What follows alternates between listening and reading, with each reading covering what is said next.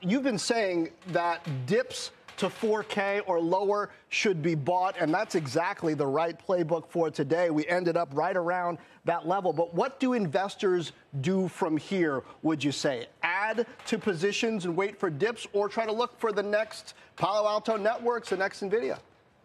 Yeah, I think for the broader S&P, dips down, to the level that we got to yesterday, especially below 4,000, which we were below briefly, should be bought.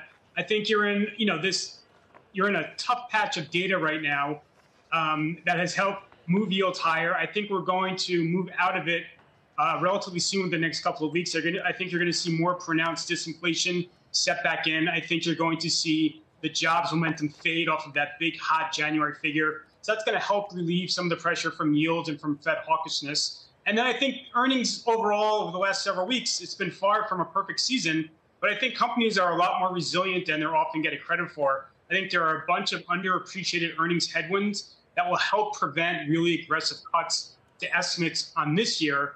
And then as over the next couple of months, we're going to start to look into 2024 in terms of valuations. And that's when things are going to look a lot cleaner.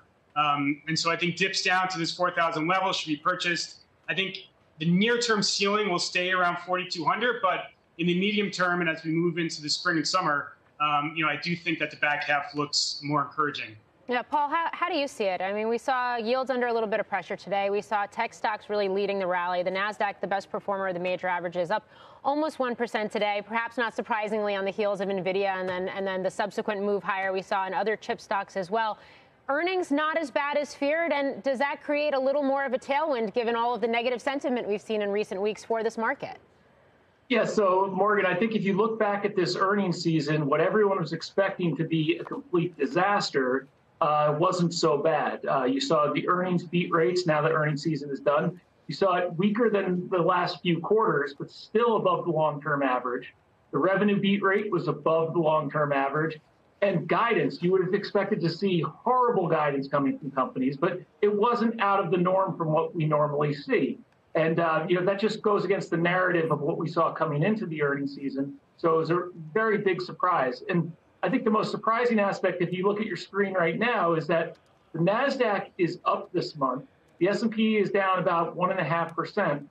That comes in what is normally a weak month for the markets, but also more importantly, the pause that everyone has been waiting for has been pushed way further out on the horizon. So I think in that respect, you have to take a step back from the market and think, with all of these bad headlines coming out there, why is the market holding up better than it should be given the headlines? And that just goes to show that investing based on the headlines is never the approach you want to take in investing. It's just on a road to ruin by following that framework. Yeah, it was looking particularly rough for tech to start the year. I remember talking to you about that in early January. Right now, Paul, we're right near those levels that the NASDAQ rebounded to in late November after that big sell-off in early November. So in tech right now, do you believe Tuesday's tumble, today's modest rally? I know you say you can't follow just the stock price, but even based on the fundamentals we've seen from earnings so far this week, how much do you believe that?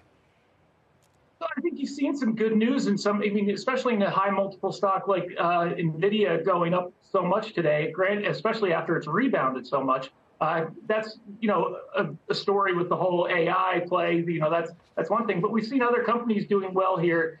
And the fact is that while you have some areas of tech with very high multiples, you can find other areas that aren't so rich. And in the broader market overall, you look to the small cap space. Small caps in the S&P 600 are trading at about 2/3 the multiple of large caps. They're trading about 13 times earnings, which when all the talk about how high valuations are, you have small caps with relatively attractive multiples.